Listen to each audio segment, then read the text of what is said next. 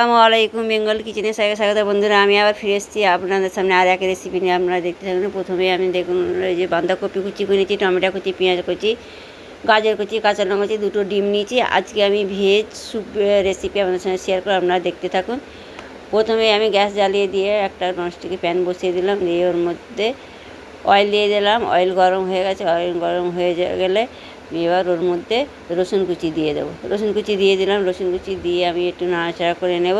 বন্ধুরা, আমার চ্যানেলে আসলে প্রথমে এই সাবস্ক্রাইব করে বেল আইকনটা ক্লিক করে আমার পাশে থাকবেন, তাদের নতুন নতুন রেসিপি সবার আগে আপনাদের নোটিফিকেশন চলে যাবে। এবার ওর মধ্যে কাঁচা লঙ্কা দিলাম, দিয়ে নাড়াচাড়া করে পেঁয়াজ কুচি দিয়ে দিলাম। পেঁয়াজ কুচিটাও নাড়াচাড়া করে নেব।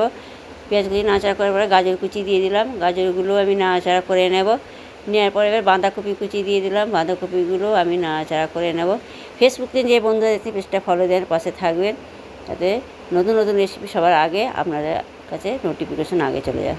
বন্ধুরা, আমার এই ভেজ স্যুপ রেসিপি যদি আপনাদের ভালো লাগে অবশ্যই কমেন্টে জানাবেন। ভালো লাগলে লাইক শেয়ার কমেন্ট করতে ভুলবেন। এই টমেটো কুচি দিয়ে দিলাম, দিয়ে ওর মধ্যে গোলমরিচ গুঁড়ো দিয়েছি, দিয়ে নাড়াচাড়া করে আমি এবার পরিমাণ মতো পানি দিয়ে দিলাম। এবার ওর মধ্যে সয়া সস দিয়ে দিলাম, দিয়ে একটু নাড়িয়ে দিলাম। এবার টমেটো সস দিয়ে দেবো। টমেটো সসও দিয়ে দিলাম, দিয়ে নাড়াচাড়া করে নিলাম।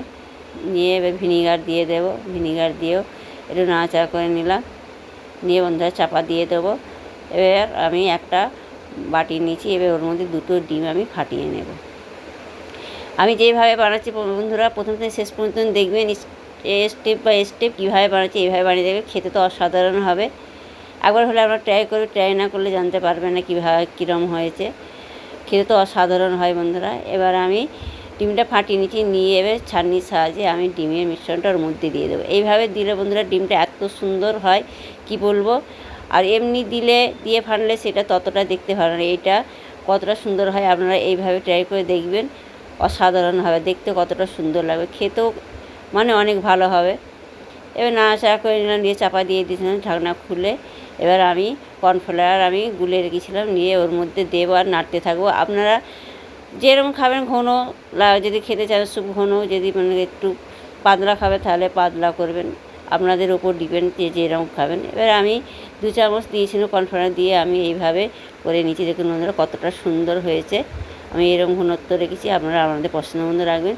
এর সব শেষে আমি ধনেপাতা কুচি দিয়ে দিলাম, দিয়ে আমি নাড়াচাড়া করে নেব। এই যে দেখুন বন্ধুরা কতটা সুন্দর লাগছে না। এবার আমার স্যুপ রান্না কমপ্লিট। আপনাদের আমি পরিবেশন করে দেখাবো, আপনারা দেখতে থাকুন। দেখুন বন্ধুরা কতটা সুন্দর হয়েছে, খেতে তো অসাধারণ হয়েছিল। একবার হলে আপনারা ট্রাই করে দেখবেন, অবশ্যই ভালো লাগবে।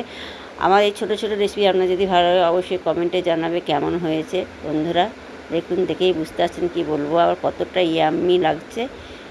কালারটাও কত সুন্দর এসছে বন্ধুরা দেখুন। আপনারা ভালো থাকবেন, সুস্থ থাকবেন। আল্লাহ হাফেজ। ফিরে আসছি অন্য কোনো রেসিপি নিয়ে।